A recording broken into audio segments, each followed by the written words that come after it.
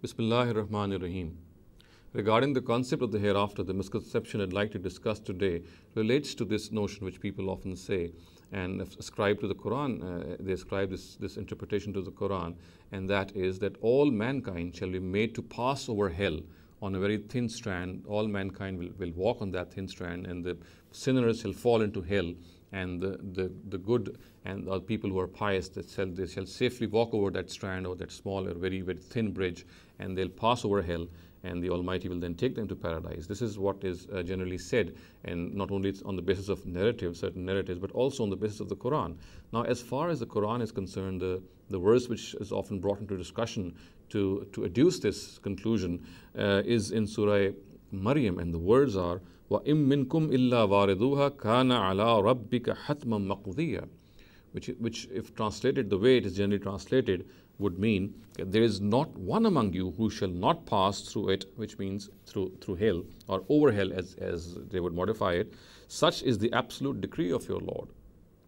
So the concept is that all mankind will be made to pass over hell on a very, very thin and a sharp strand in the form of a bridge. The evil doers which shall fall into hell, because the strand will be stretched over hell, and the good people or the pious people, they shall safely and securely cross that very, very thin bridge and then end up in paradise. Now, first of all, it needs to be understood that this verse actually is not addressing all mankind as is generally understood.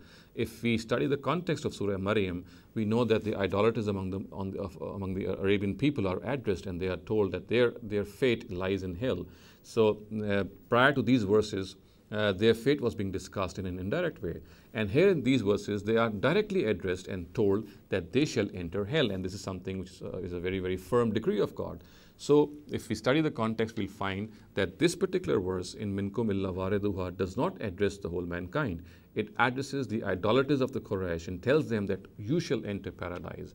So at another place, we also find another very, very, very important fact.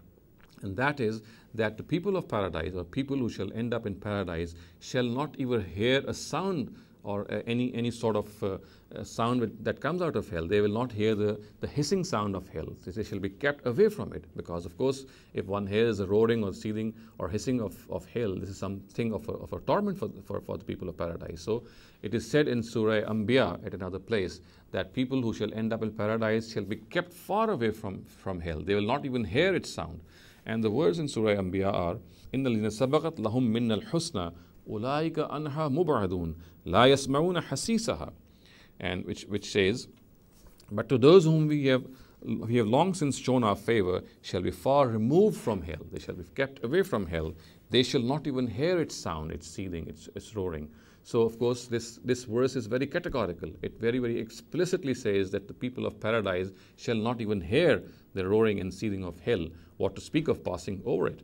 So as I said, that this passing over phenomena, this passing over conclusion was erroneously made because of a wrong interpretation of the verse of Surah Maryam, which says that all mankind shall pass over hell.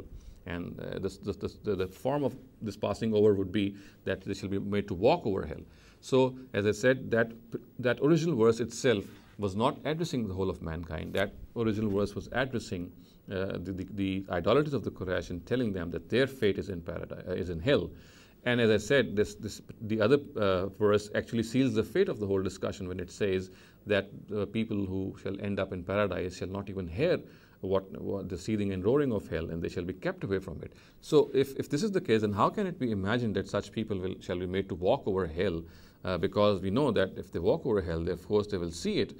And how can it be then said that they shall be kept away from hell if they're going to walk over hell? So none of these aspects stands in the correct analogy, and we should know that the Quran is very explicit that the people of paradise, the dwellers of paradise, shall be kept far away from hell. And this is absolutely erroneous to believe that all mankind, or even the good people, the pious people, they shall be made to pass over hell.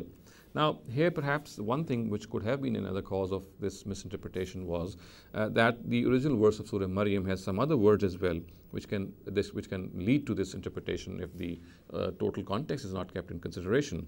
The words of Surah Maryam, which I originally cited, are of course, وَإِن مِّنكُمْ إِلَّا وَارِدُوهَا كَانَ عَلَىٰ رَبِّكَ حَتْمًا مَقْضِيًّا كَانَ عَلَىٰ رَبِّكَ حَتْمًا مَقْضِيًّا, and then the words are ثُمَّ نُنَجِّي الَّذِينَ اتَّقَوْا which means that then we shall salvage and we shall give salvation to those who are pious, who are the people of taqwa, who are people who are God conscious. So, of course, this would mean that as the whole flow of the verse would go, to them it would mean that all mankind will be made to pass over hell. The evildoers will fall down into hell, and summa najjil lazina taqaw. And the Almighty says that then I will give salvation, then I will give protection to people who are ahle taqwa, who are people who are pious. This again is arisen because the word summa is meant to is taken in a specific meaning.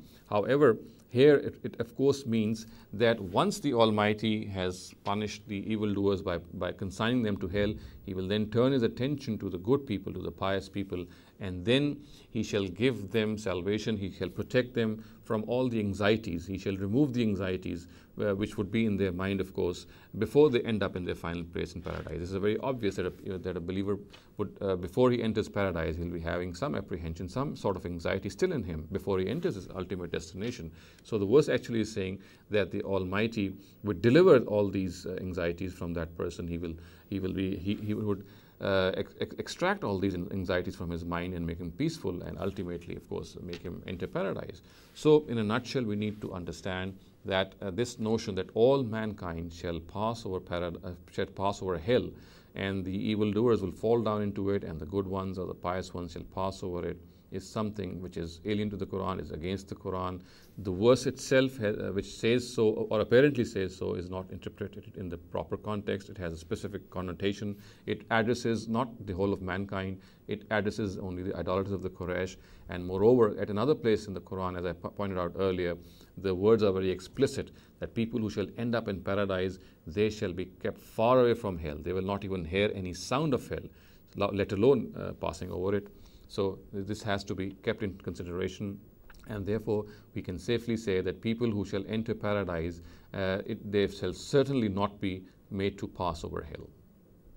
أقول قولي هذا واستغفر الله لي ولكم ولسائر المسلمين والمسلمات.